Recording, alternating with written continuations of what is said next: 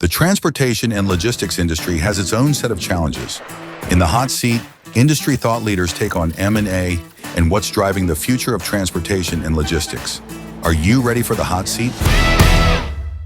Welcome to In the Hot Seat with the Tenney Group. I'm Spencer Tenney. It's good to be with you. My next guest has many things going on in the T&L space. He is an investor, he's a thought leader, and he pulls no punches when it comes to his opinions on the developments across AI. With me today, I've got Tim Higham, CEO and founder of AscendTMS and InMotion Global. Tim, welcome to the hot seat. Thank you, Spencer. You're very kind words. I appreciate the introduction. So we're going to unpack a lot of different things, but just for context, why don't you just take 30 seconds and give our audience a little bit of a sense of what you're working on right now? I'll do it in 20 seconds. So Ascend is a TMS platform, long tail. We support over 64,000 businesses, use our software to basically run their trucking and logistics brokerage operations. We have paying customers in over 30 countries. We are profitable. We are debt-free. We are growing even in this market. I'm an investor in a few little side projects. I know we're going to discuss Super CRM and a few other things. I tend to invest in things that I know about rather than things that I don't know, or have any right to be investing in. So if I can invest and be useful to the founder, then I'm happy to take that shot. No, I love it. Well, let's jump right in there, sir. So let's kind of go back to the genesis here. I'm looking at 2002 is kind of like your entry point into the freight brokerage space. How did that come about? Yeah, so very briefly, I had started a company that I sold on April the 16th, 1998 to a publicly traded company. I moved to Atlanta, Georgia, and worked there, did my employment agreement, but I hated it, to be honest. Atlanta's a very big, complicated city. And so I basically moved down to Florida. I had some friends down here. I was doing some work. And it's every Englishman's dream to, move to sunny Florida from dreary England. And so I came down to Florida and just happened to meet a girl. And she owned a plant nursery and she had trucks coming in every day, all day, picking up plants, delivering things all across the southeast of the United States, apartment complexes, housing developments, business parks, and all that stuff had to go on a truck from all over Florida because it's basically a big growing state down here for much of the year. And it would then get sent, on its merry journey. But the problem is that she was using a freight broker. The freight broker would never have the right paperwork. The trucks didn't know where they were going when they showed up. And I said, this is just pretty ridiculous. I said, we need a better process because, I wasn't doing anything at the time. I'd sold my company. So I said, do you have Microsoft Excel on your computers? And she did. So we got Excel up and running, wrote a bunch of macros and created what is now, I know, is called a TMS. And so as we started to get more organized over the next several weeks and months, some of the growers around us would say, hey, you guys seem pretty organized. When are you going to go to Birmingham again or Charlotte or Atlanta or Charleston? And so we would divide up the markets to different days of the week. And then we would do multi-pick. We would drive to all arrange a pickup of so many pallets here, so many pallets there, and basically created our own, again, now I look back, our TMS allowed us to create our own freight brokerage. And so I became a freight broker. And as part of being a freight broker, I then, bought some assets. I became a carrier. And so we were writing our own software, but I was a broker and I'm a carrier. And so our software was pretty darn good because we were writing it on the fly as we grew. No, I think that's fascinating. So you fast forward, that company's purchase, is that correct? Yeah. Yeah. Sold that company to private equity technically speaking, December the 31st, midnight of 2014, January the 1st, 2015. And essentially, moved forward and AscendTMS InMotion Global, the software, I bought the intellectual property to be able to, they still used it. But I was allowed to take two of my main people, and I started AscendTMS on January the 1st, 2015. No, that's remarkable. And so your transaction was with Palm Beach Capital, correct? Yeah, that is correct. And so I think that's fascinating. I mean, obviously a very industry experienced investor. Yeah. They know And I they know became our an investor space. in the fund. I became an investor. So I took some of my proceeds. I was impressed with them. And then they asked me to help them, buy some more, trucking and logistics type of assets, which we did. Some worked out really well. Some, just did okay. But I'm still an investor in Palm Beach Capital. So I'm an investor in private equity myself. I think it's fun, and it wasn't really like I mean, this is more of a carve out in terms of kind of what you invested in. But I'm interested. What were some of your takeaways from that experience transacting with private equity? Because there are a lot of folks that have a lot of preconceived notions about that. What were some things that you took away that you think would be helpful to other folks that may transact with private equity on the road? Yeah, I have to be careful what I say here because, I don't want to, say anything negative, about individuals there. So I'll just use, big, just generalizations that Sure. when you have never sold to private equity before, they roll out the red carpet and there's a lot of promises made and there's a lot of things that you think that won't happen that do happen, or things that you thought were remote to happen and they become a lot more likely to happen over time. But they're very good at dancing this dance where they date you for the time of the due diligence but once the deal's closed and the money's in your bank account, even when somebody takes on a minority position in the initial stages, they can quite easily make some majority type decisions. And so I think there's probably about a half dozen things within a private equity agreement that you need to look out for if you ever decide to take on private equity money, which essentially gives them all of the ability to mitigate any downside on their end and put all the risk back onto you, even if they've only taken a minority position. Mm-hmm. So that's what I'll say. As a limited partner now, investing in private equity, I know why they do that. They're trying to protect my money as an investor and try to accelerate the upside that we'll see. But as somebody taking on the money, you have to be really, really certain that the metrics you've told them you're going to make, the numbers you're going to do in the future, that you hit those numbers. Because if you don't hit those numbers, nasty things can happen. Yeah. And it's interesting, we have several of our clients, especially when they had large, in some cases, 9-figure plus type transactions, like they become investors. And in many cases, they lock arms with private equity and they're on the other side of the table. And, some of the feedback that I've heard is like, I don't like it, but now I have a greater understanding for how and why the deals are structured the way that they're structured. And so, it's an interesting take there. So I think our group will appreciate that. So, we're not gonna do an advertisement here for AscendTMS, but I do think it's relevant. What has allowed such proliferation? I mean, because 64,000 clients, that's remarkable for any business, right? Like much less, freight tech. So to tell us about like what has allowed the growth of the business since, what was it, 2017 is what you said? 2015 is when we started it. Yeah. I mean, 10-year runway, having that many clients, what has been the most instrumental factor of that rapid growth?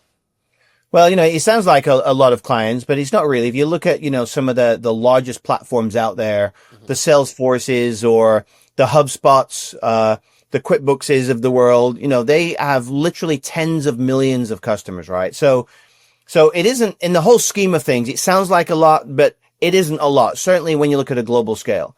However, when we started the company, cloud computing was a kind of a new thing. People would ask us, well, where's the data stored? And how do I know this is safe? Because they were used to having literally a server, in a closet, running 24 hours a day.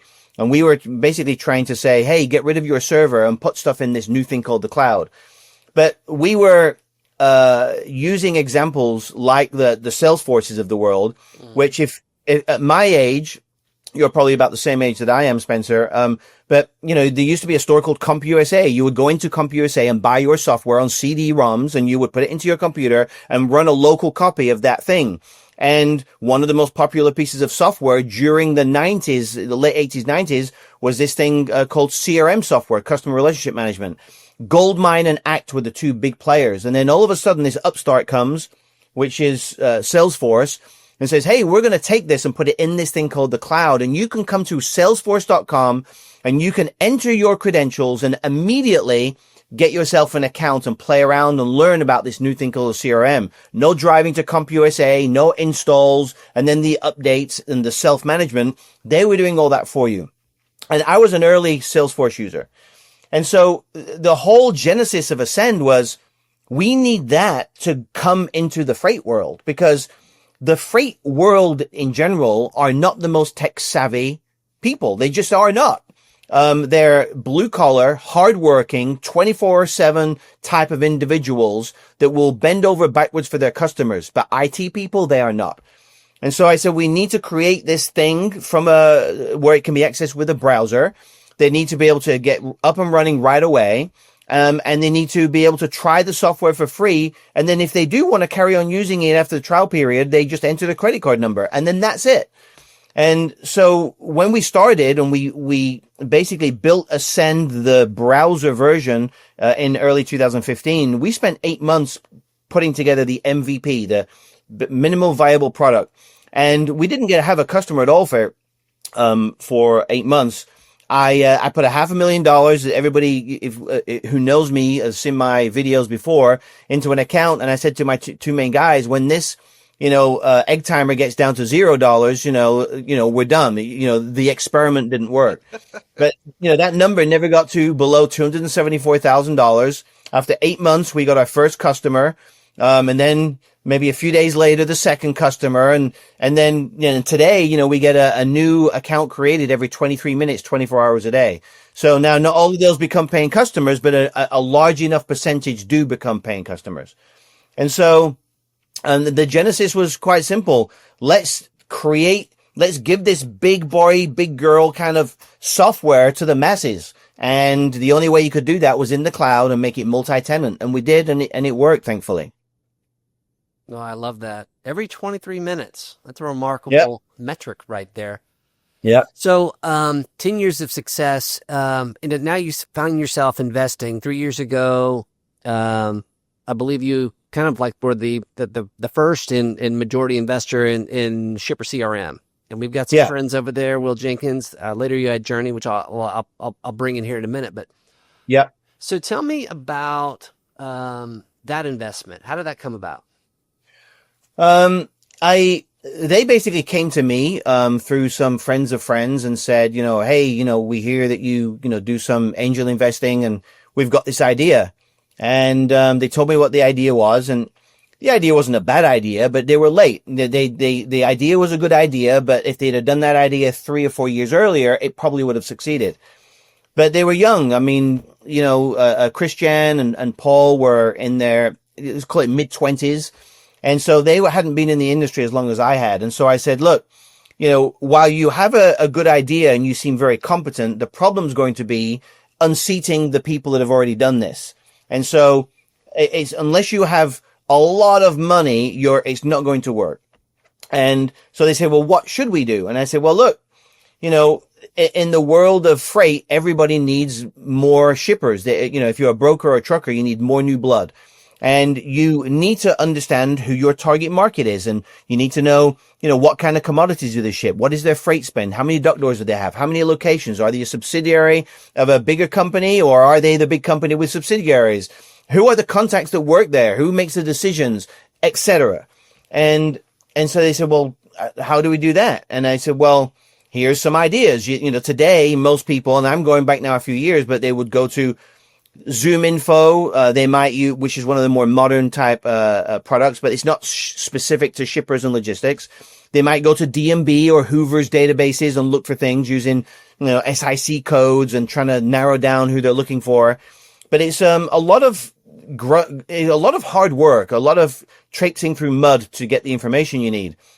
So I said, in a perfect world, you would have the ability for a user to say, hey, I'm interested in agricultural products in these 5 states where I am. I want the customer to have between, say, 3 million and 10 million of spend, and they use this type of equipment. And if you could then narrow everything down and allow them to be able to understand those shippers and who to talk to there, it will be a hit.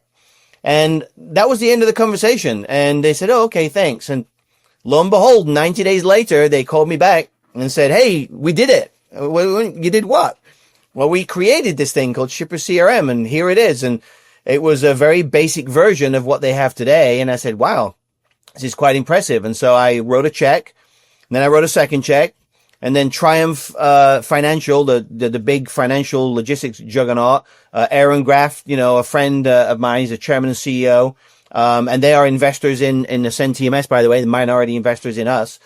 And I said, I met these guys, and this is what they did, and I showed him, and he said, "Well, we want to invest." And so then they took a position, and then Will Jenkins, came in and said, "Well, I want to take a position." And today it's a profitable company. They took essentially money from what I would consider friends and family. We don't make them do certain things like a PE or a VC firm would.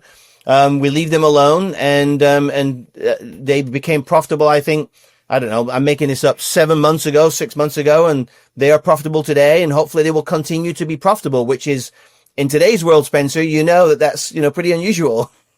No, it's very unusual. I love the story. One of the things I think it's really interesting is just the personalities. I'm a big fan of Paul and Christian, what they're doing at Freight Caviar. Huge fan of Will Jenkins. As we were talking offline, I always enjoy your commentary and perspectives on our industry, but very distinct personalities with all of y'all. And I think this is all very different. As you're thinking about investing, how do you think about just personality, compatibility, and just generally the people that you choose to invest in? No, it's so funny because, we didn't rehearse this at all, but when I met the guys from Shipper CRM, I told them about one of the most impactful books I'd ever read. And it's a book called The E-Myth, and you can still buy it today. And I actually, after they came back and had made this MVP of Shipper CRM, I sent them all a copy. And essentially the premise, so to save you the $20 to buy it, the premise of the book is that, most really great companies are like a three-legged stool. And, you need all three legs to be able to hold up the company. And so you need essentially a sales expert, and you need kind of a manager expert, and you need kind of an operational, IT type expert, certainly in today's type of company. And, if you have the sales guy, a great sales guy on his own, that's just one leg, and the stool will fall over because he might go and sell things, but there's no operational expertise. And so the thing quickly falls apart, and he doesn't know how to plug in the IT stuff. And so, the IT falls apart. Or you might have an IT person that's really, really good with technical, prowess, but is unable to be able to sell. They like to be coding, but they don't want to go sell. So they make something great, but they never make a sale because they're afraid of, cold calling and getting the answer no on the phone. So the most perfect company is different personalities. A great entrepreneur salesperson, a great operational manager type person, and a good IT person. And if you have all three together, they're very different. And AscendTMS today, just so you know, my two founders and I'm the entrepreneur sales guy. Chris Parker is our operation COO. He's the operation guy, runs the entire company. I can go away for a month and everything still runs perfectly when I come back, and there's been no hiccups because he's the operational guy. And then our CTO, Justin, he is the guy in the closed dark room, coding, with his team. And because of those differences between us, we run a really good company. And if any of us left, the thing would probably fall apart. You're not wrong. But let me camp out there for a minute, Tim, because I think this is really interesting. We talk about the compatibility of the skill sets, but you've done this a couple times as far as taking something from scratch and building something of substance that has undeniable value. Whether you choose to act on that or not from an M&A standpoint. But I am curious, we talk about this a lot with our audience. What are some of the other things that are less obvious that you have done along the way of building companies that have had profound impact on building value for your shareholders, but also potentially later on for future investors? Yeah, so I don't know if this is the whole list, so I'm just doing this off the top of my head. But what I have told to some of my other investment CEOs and Shipper CRM specifically just the other day, you get to profits fast, and that means you got to know your numbers. A lot of people when they're losing money, they try to, they avoid logging into their, let's call it, say, QuickBooks, because, they don't like staring at negative numbers. But, you have to log in and see the negative numbers in order to turn them positive. So negative numbers don't just go away. When you start a company, you are going to invest and be spending more money than you have coming in. What the objective is to see that negative number get less and less and less and turn into a positive number. So, I tell them, obsess about your numbers, log into QuickBooks or whatever the accounting software, Xero, accounting, whatever it is, every day, and look at every line item and know those line items. And then once you become profitable, focus on more profits. I, as a human being, would prefer to have less sales and more profits than more sales and less profits. And there's a lot of companies out there today that my competitors that have got much higher revenues than us, but they did that as a sacrifice because they're still losing money. And 3 or 4 of them that I know of right now are, essentially knocking on doors looking for more money, or they face bankruptcy by the end of this year. And so I try to explain to all of these founders that a company making $1 will live forever, but a company losing $1 has an expiration date. So turn that negative dollar into a $1 profit, and you can live forever and figure out the rest, at your discretion, because you're making money. No, I think that's sound advice right there. So let's talk about that, because there's a lot of activity in the freight tech, supply chain tech space, a lot of M&A activity right now, and I have a lot of theories on that, but I'm going to defer to you on this. What do you see driving M&A specifically in supply chain and freight tech? Well, obviously, I hate to say, the AI bubble, but, everybody thought that the automated broker was going to be the thing, let's call it 8 to 10 years ago, and started piling in that. And there was, blockchain and, finance plays, using blockchain and fintech, as it's called. A few of these companies have raised a lot of money. A few of them have sold to large incumbents, but the vast majority of them, didn't work out. They never do. 4 or 5% of companies where VC floods into, 4 or 5% of those companies will return their money or better to the VC, and the rest, just flame out or get 80 cents on the dollar. And it's just a game that's being played. And when AI came to bear, let's call it 2 or 3 years ago, everybody starts to say, well, this is the time. This is the thing. This is the catalyst that's going to solve all the problems we thought we could solve in the past. And they can now be solved. And there's just a lot of money just flowing in the system. There's a lot of idle cash that a lot of pension funds and endowments have increased their allocation, that they invest not into the public markets, but into private markets. You saw that just recently, the government announced that they're going to be allowing in the future just regular retail investors to invest in private markets through their 401k. So it shoves all this extra money into these private equity firms that, especially the big ones, if you take the top 10%, they're the ones that are getting, TIA, CREF, and these other big endowments, from firefighters and teachers and cities. And there's so much money that money sits in their balance sheet, and they have a certain time period that they have to invest it. Otherwise, they have to return it. So they're looking at 100 million, 50 million, $1 billion. It doesn't matter what the number is, but they either find a home to invest or they don't invest. And so right now we're just seeing a confluence of lots of liquidity, looking for a home, going into this AI freight tech industry. I was about to say bubble, but it bids the prices up. And so that's where we are today.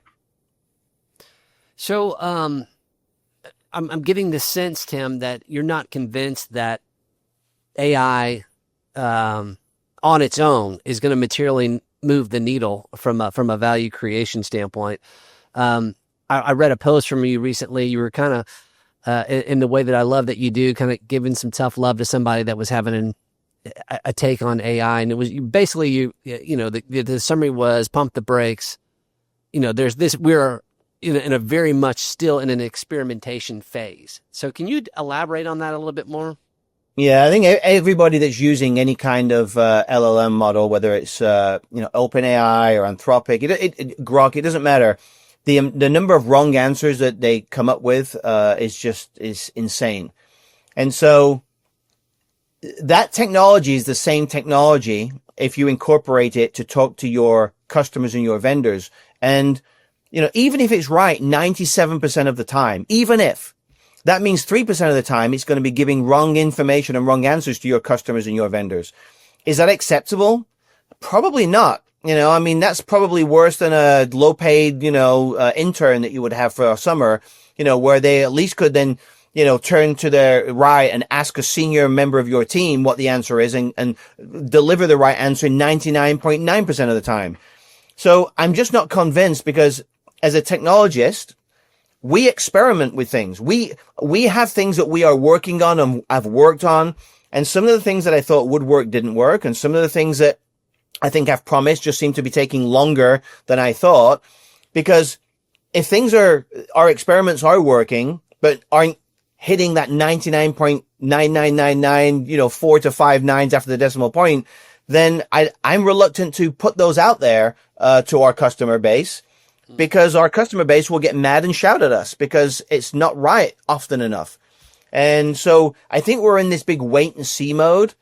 There is a lot of large companies with budgets that are experimenting on things, and the ones that are succeeding, C.H. Robinson is a great example. They have big budgets, very smart people, and they basically own a lot of the data that they're using to be able to train and use in these models. And so for them, they're probably getting much better than 97% of correct answers because they control that environment. But for much of the market, it's very difficult for them to have the right data and clean data. And frankly, 95% of our market, I said they're not very tech savvy. And so my customers look to us to say, okay, are we ready yet? We've heard about this AI phone call stuff or document management. When are you going to release this stuff? They're not doing stuff on their own. They're coming to us and they're looking at us as their tech consultant and waiting for us to release more stuff.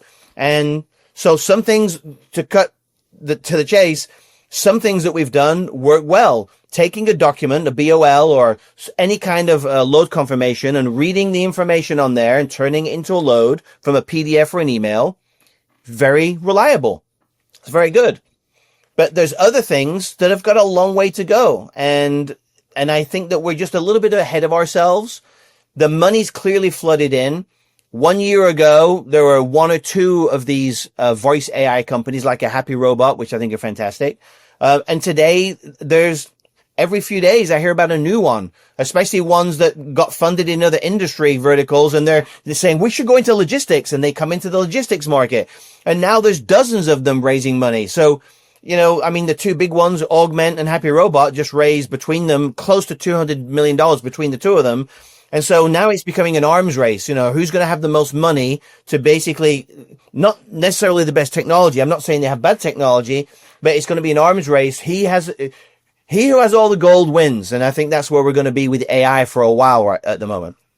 Yeah, and that's kind of my sense that I'm seeing around a lot of this M&A activity. It seems like there's almost more technology than there are viable customers to use it that actually have the capital to invest in it, right? So what's your reaction to that? What do you see in that area?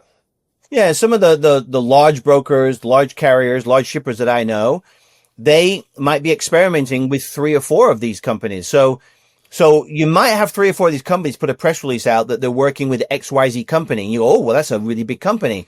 What they don't say in the press releases is that company is also working with 3 or 4 others, their competitors. Wow. So there are some large companies that are experimenting, but much of the experimenting is done for little to no cost to the large company. So the large company says, hey, Spencer, we'll let you do a pilot with us, and it's going to be in this area of our company, but we don't want to pay you. We will pay you once you've proven to us the pilot works. And then they go to one of those competitors and they do the same thing in a different area of their company, in a different area. So right now it's quite common to have 4 or 5 in parallel experiments going on, sometimes in the same area of the company, sometimes it's in different segments of the company. And those large shippers, large carriers, large brokers are trying to figure out who does have the big technology, who is full of crap, and, which ones actually work. And they'll only know that when they get the results of these experiments. No, and honestly, I think that if you have the capital to do that, I mean, that's pretty savvy. Or perhaps not needing any capital except a few bodies, because, these VC funded AI companies are so desperate to have names that they can put on their website.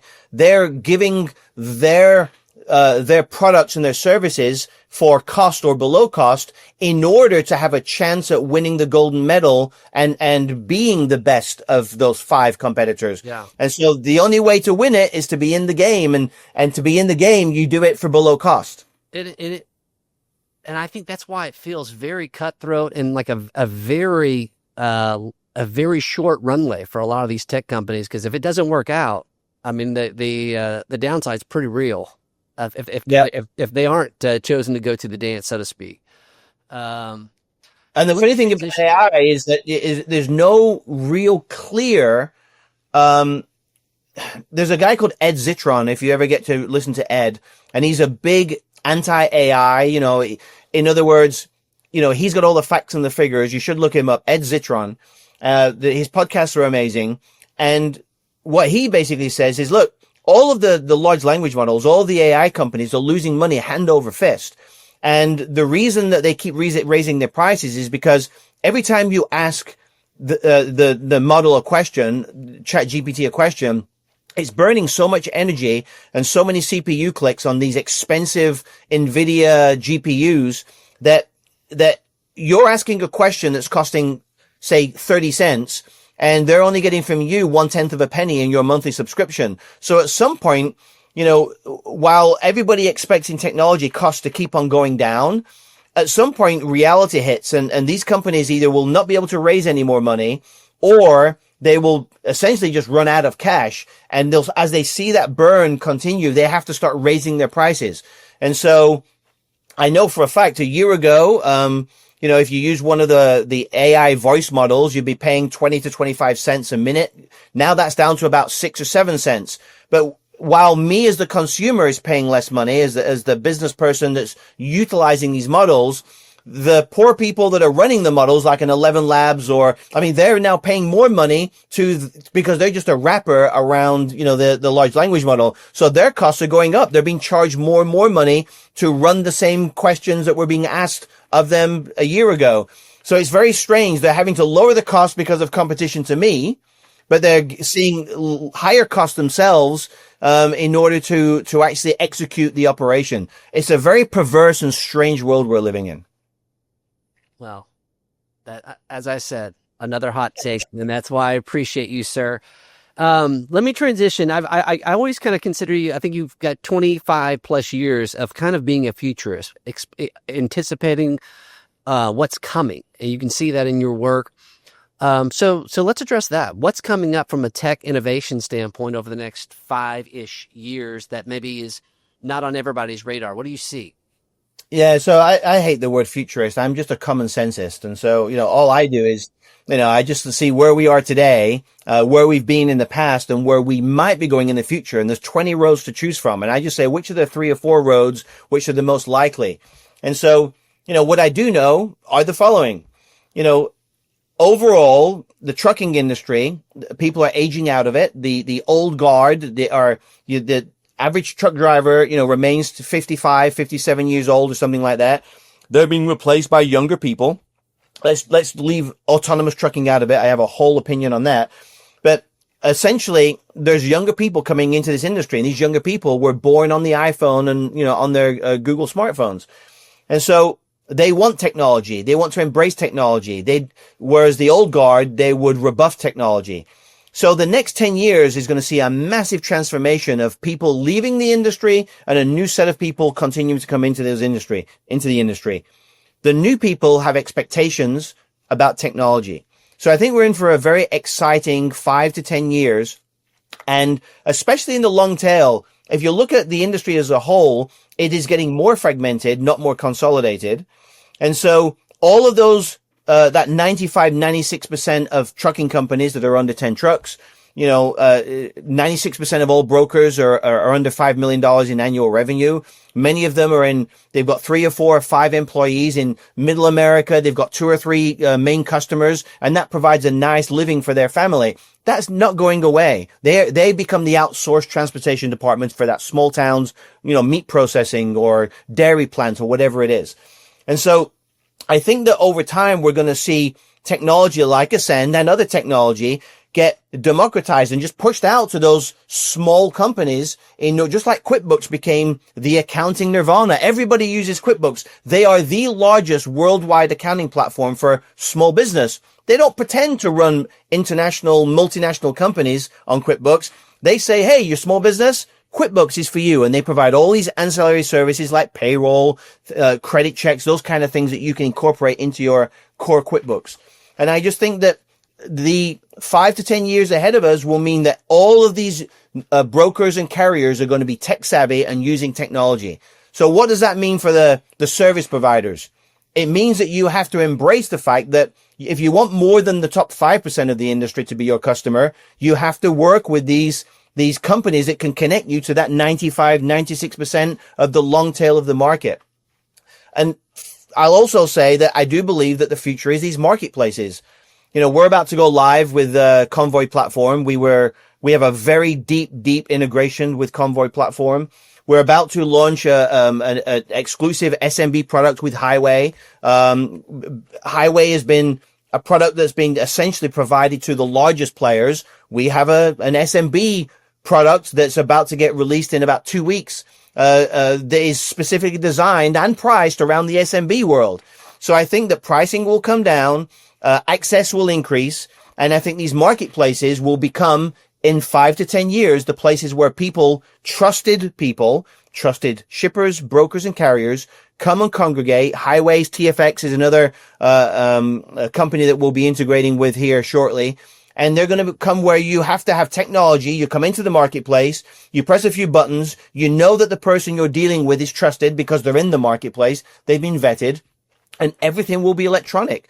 The Convoy marketplace itself is amazing. If you see how it works, it will blow your mind on how there is no posting the load, post and pray and waiting for phone calls.